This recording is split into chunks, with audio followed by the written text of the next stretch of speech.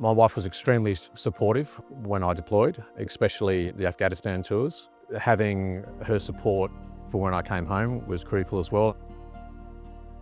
So I've been very lucky being able to have a really good work and military balance with my career. When I was in a salary position, I had a really understanding boss that gave me time off, and he also got the employer support payments, which helped him give me that time off. When I then went out on my own and started my own firm, having the Army Reserve income as a fallback was really helpful as well, so I could take the risk, and when work was slow, I always knew I could fall back and do some military work. Now I've got a successful practice. I do less reserve time, but when I do reserve time, I do get that employer support payment as well, so that helps out.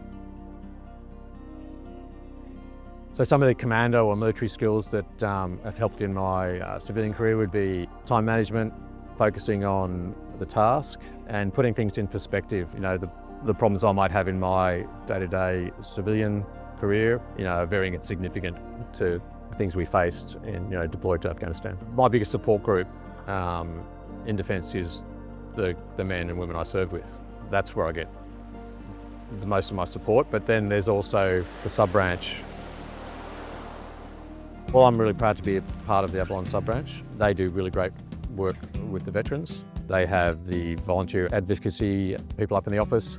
I've got lots of mates who have had real struggles post-deployment, and a really important thing is getting a good advocate. So I'm very proud that Avalon sub-branch have the advocates helping veterans. I also have another program which I think is great. It's Active Avalon, which gets veterans involved in sporting and social groups, so they do a great job there as well. I'm happy to be a member and support the sub-branch. As I get older, I'll look at getting involved in potentially doing something like advocacy or getting on the board or something like that.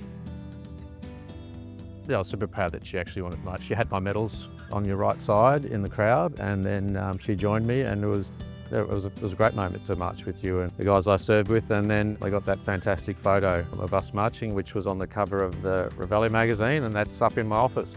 Well, I wasn't going to march originally, but then I was watching the march with my mum and our friend, and I saw lots of kids marching, and so we called my dad before he started marching, and we met up at a crossing before he got onto the main street, and I kind of just ran on and joined him.